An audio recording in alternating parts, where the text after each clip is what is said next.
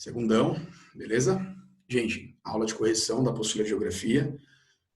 Eu vou abordar alguns temas que estão na apostila para vocês poderem percorrer as páginas da apostila, entendendo e acreditando que vocês estão lendo, né, os conteúdos além das aulas, tá? Então fica a dica aí para quem não está acompanhando, acompanhe, por favor. Tema de vestibular, um dos mais importantes, espaço agrário, né, mundial. Nós já falamos, eu já falei dos países desenvolvidos, né, que tem uma agricultura mais desenvolvida, mais planejada, recebe subsídio do governo, é um espaço rural mais bem distribuído, né, de pequenas e médias propriedades, com elevado grau de pesquisa e implementação de tecnologias com aumento de produtividade, tá? E eles trabalham o conceito de protecionismo, né, que é os governos oferecem dinheiro para os produtores nacionais para evitar ter que comprar produtos de fora. E isso está diretamente ligado à pobreza dos países do hemisfério sul, porque os países do hemisfério sul são países subdesenvolvidos que exportam principalmente commodities, ou seja, agropecuária e minério. E aí, quando a Europa impede a entrada desses produtos, ela literalmente ela quebra os países pobres, entre eles o Brasil. Tá? Então, tem alguns artigos da BBC no Classroom para vocês lerem. Quem não leu, por favor, leia, para entender melhor o que é protecionismo, né, e o que é subsídio agrícola. Tá? E aqui a gente vai falar da agricultura dos países pobres, dos países subdesenvolvidos, que, de forma geral, seguem a regra dos processos coloniais. Lembra quando nós somos colônia de Portugal, a África, o sul da Ásia? Quando eles eram colônias, os sistemas de produção eram quais sistemas? Sistemas de plantation, né? Então, grandes fazendas, monocultoras, né? Que antigamente tinham mão de obra escrava e hoje tem uma mão de obra predominantemente mecanizada, máquinas, tá? Então, é uma produção intensiva. Eu me especializo na produção de um determinado gênero, seja o café, seja o açúcar, cacau, né? Laranja e por aí vai. E esse produto ele é exportado, tá? Então ele é vendido para o mundo todo, para os países consumidores. De forma geral, gera uma enorme concentração de terras, tá? E uma enorme disputa por terras, onde os poderosos acabam tomando terras dos pequenos produtores, da agricultura familiar, das comunidades tradicionais, tá? Gerando conflitos, né? Violência, morte. O Brasil tem uma média de 50 mortes por ano por disputas de terra. Tá? De forma geral, os pequenos produtores, agricultores familiares são muito prejudicados, juntamente com os grupos indígenas, grupos quilombolas, as minorias aí, que vivem historicamente da terra e estão sendo cada vez mais violentados e prejudicados nessa relação. E é importante que vocês leiam o artigo 5º da Constituição, né? A terra é um bem social. E o artigo 5º prevê que todo brasileiro tem direito à terra, para a moradia e para o trabalho, tá? Então, não é algo irracional, mas é algo que está na nossa Constituição. Então, é importante vocês entenderem isso, tá? Vamos passear rapidinho aqui. É importante vocês entenderem que nos países em desenvolvimento a concentração de terras é muito grande. Então, os pequenos produtores, as pessoas pobres que trabalham no campo, acabam muitas vezes deixando a área rural e indo para cidades. O famoso êxodo rural. E isso acontece de forma descontrolada, gerando macrocefalia urbana, que vocês estudaram em urbanização, tá? Acho que é legal revisar isso. O que é e por que a reforma agrária é importante? Gente, o movimento sem terra é tão mal visto no Brasil porque o brasileiro é ignorante, tá? Se o brasileiro estudasse a Constituição e soubesse da importância que é distribuir terra dentro de um país, e se enxergasse que outros países muito ricos e desenvolvidos fizeram isso, não falaria mal do movimento sem terra, tá?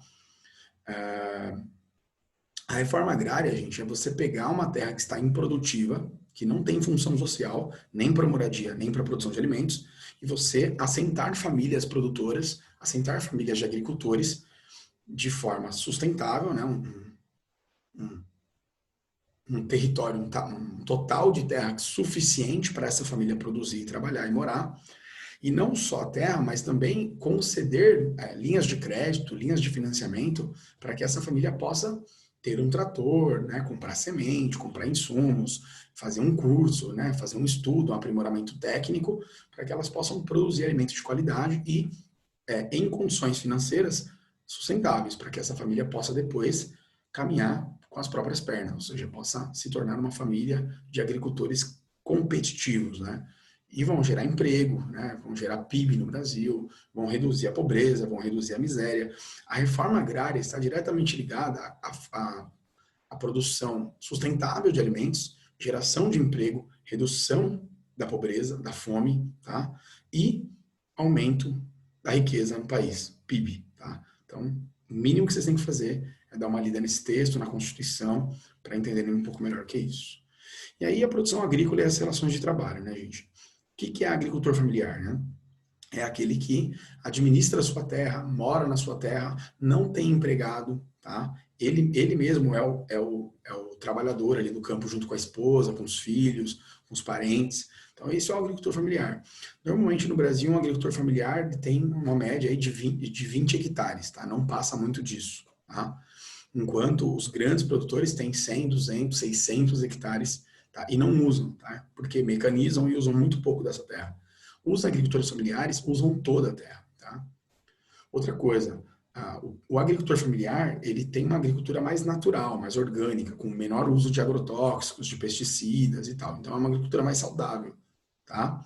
Já o grande agricultor, ele mecaniza. Por quê? Porque o risco dele perder dinheiro é muito grande, o investimento é alto, então ele taca defensivo, taca semente transgênica e tal. Então, é uma agricultura mais artificial, tá? E com riscos à saúde, tá? Com contaminação e riscos à saúde. A agricultura patronal é isso que eu falei para vocês, se baseia na contratação de trabalhadores. Então, eu tenho uma fazenda, tá? Que produz soja, que produz milho em larga escala para exportação e uso nacional. Sou um grande produtor, então logo eu tenho muita terra e logo eu contrato pessoas para trabalhar, tá? Sistema de parceria, gente, imagina aí que você mora aí, tem seu pai, seu avô, né? Comprou uma fazenda lá no Mato Grosso, né, em Goiás, e você não tem vocação, você acaba não tendo vocação aí para agricultura, é difícil, é um risco muito grande também de investir dinheiro nisso, porque pode ter um problema de chuva, de clima, de praga e tal. E você falar, meu, na boa, eu não tô afim de produzir não, mas eu tô afim de chamar alguém para produzir aqui. Então você arrenda a sua terra, você faz um sistema de parceria. Parceria, gente, você divide os riscos. Então, se der tudo certo, bom para os dois. Se der tudo errado, ruim para os dois. Tá? Arrendamento é aluguel. Então, se eu estou arrendando a minha terra, eu estou alugando. Eu não quero saber se deu errado. No final do ciclo, eu quero meu dinheiro. Ponto. Vou arrendar minha terra para você. Você tem um ano aí para produzir e colher, 2, 3 anos, sei lá. No final, eu quero o aluguel da minha terra. Tá? Parceria, não. Parceria, a terra é minha, mas nós estamos juntos nessa história. Então você entra com o trabalho, eu entro com a terra, no final fica uma porcentagem para mim, a maior parte fica para você. Se os dois perderem, os dois perderam. Tá? Então acho que essa é a relação.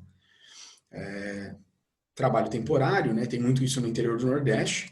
Os trabalhadores migram do interior, das zonas semiáridas, para o litoral para colher cana. E depois que eles colhem a cana, eles voltam para o interior do Nordeste. Tá? Então, período de secas lá, né, em junho, julho, né, agosto, eles migram sazonalmente para as regiões para colher, depois eles voltam. Tem isso bastante no Brasil. Tá? Muito bem. A produção agrícola e a fome, gente. Como que se produz tanta comida no mundo e 1/3 de toda essa comida produzida vai para o lixo em forma de desperdício, seja estragando nos caminhões, estragando nos portos, ou desperdiçados, né, pelas famílias dentro dos lares, né, quando a gente acaba não utilizando corretamente um alimento, né, e acaba jogando fora e tal. Então, isso prejudica bastante a vida de pelo menos 1 bilhão de pessoas na Terra que passa fome, tá, gente? 1 bilhão de pessoas vive com fome no mundo hoje em dia. A maioria crianças, tá? A maioria idosos, mulheres, pessoas vulneráveis que acabam não podendo trabalhar e tudo mais. Continentes como a África, o sul da Ásia e a América Latina são os continentes onde o maior número de pessoas do mundo passam fome, tá?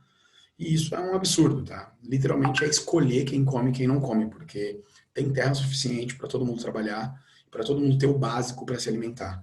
Infelizmente, o sistema capitalista mundial é concentrador de renda, é concentrador de terras, e as elites mundiais, os governos e as grandes empresas mundiais de alimentos não, dormem tranquilas sabendo que poderiam ter salvo pessoas com uma refeição, 2 refeições por dia, mas não se preocupam em fazer isso, tá? Então, vocês estão vendo aí um mapa de população com fome no mundo. Sempre a África vai aparecer, né, despontando aí, tá? E a África tem pelo menos 450 milhões de pessoas com fome na região subsaariana, né? Ao sul do Saara, nós temos ali 33 dos 50 países mais pobres do mundo. De forma geral, as pessoas ali passam fome, tá? E existem guerras, né, pelo controle das terras, pelo controle dos rios, conflitos, guerras civis, né? Então é importante vocês darem uma lida nisso aí. E aí vocês estão vendo as regiões, né, da África. A África setentrional, ou seja, o norte, é uma região um pouco mais desenvolvida, né, uma região muçulmana, árabe, a gente chama de África Branca. Aqui é o Saara, né, um imenso deserto. E embaixo do Saara nós temos o Sahel, tá? Que é a África Negra, como é chamada. São, então, esses países que estão, a maioria deles, em conflitos, guerras e pessoas passando fome, tá? Sul e sudeste da Ásia. Gente, o sul e sudeste da Ásia, eu já expliquei um pouco, né? Tem um sistema de jardinagem, né? Até porque aqui é montanha e depois as montanhas planaltos. Então, eles têm um sistema de produção em terraços, né? Eles alinham, né, os relevos acidentados, produzindo jardins com elevada produtividade de arroz. 80% do arroz mundial sai daqui.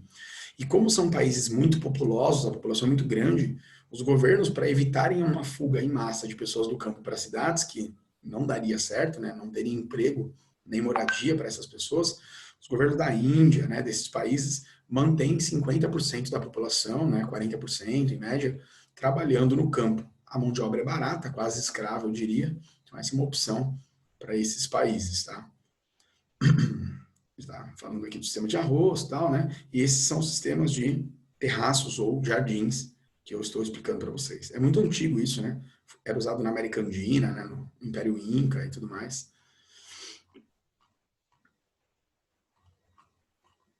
América Latina, né? Sistemas de plantation, que eu já expliquei, commodities. A América Latina é grande produtora de carne, grande produtora de cana-de-açúcar, café, laranja, né?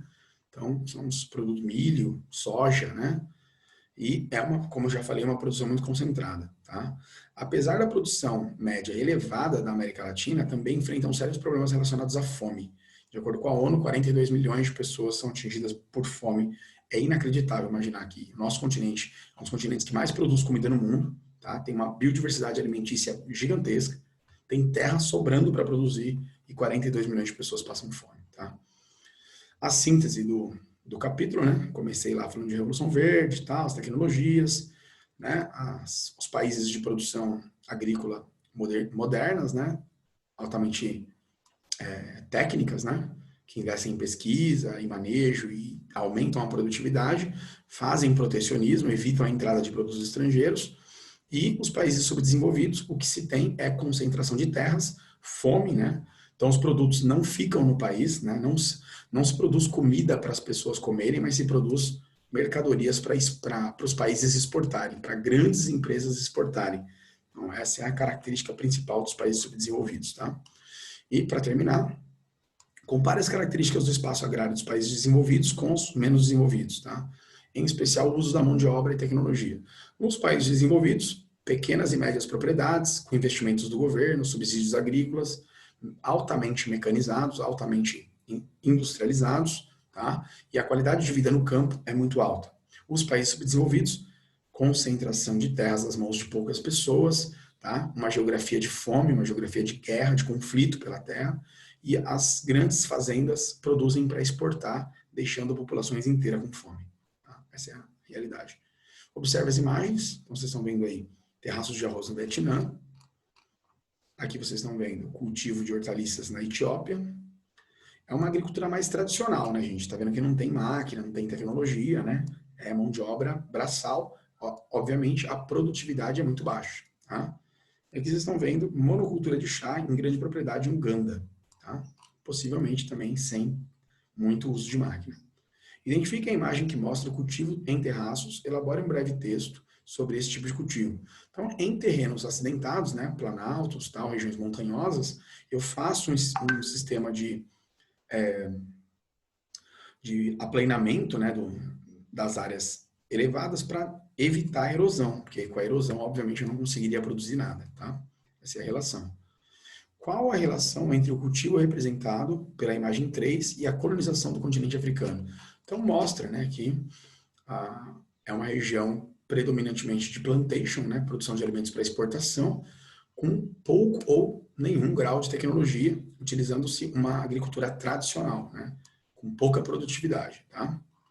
E a última questão para encerrar, caracterize o modelo representado na imagem 2. Tá? Então, o que está na imagem 2 aí? Cadê? Tem uma criança trabalhando ali, né? Tem uma pessoa trabalhando e, minto, uma mãe, né? Carregando um bebê atrás aqui. É uma agricultura tradicional, né? Com uso de mão de obra manual, baixíssima produtividade, que representa também um sinal de pouco desenvolvimento socioeconômico, pobreza e tal, por parte dessa região, ok? Galera, é isso. Espero que vocês tenham entendido. Depois eu gravo uma segunda aula terminando essa correção. Até a próxima aula. Valeu!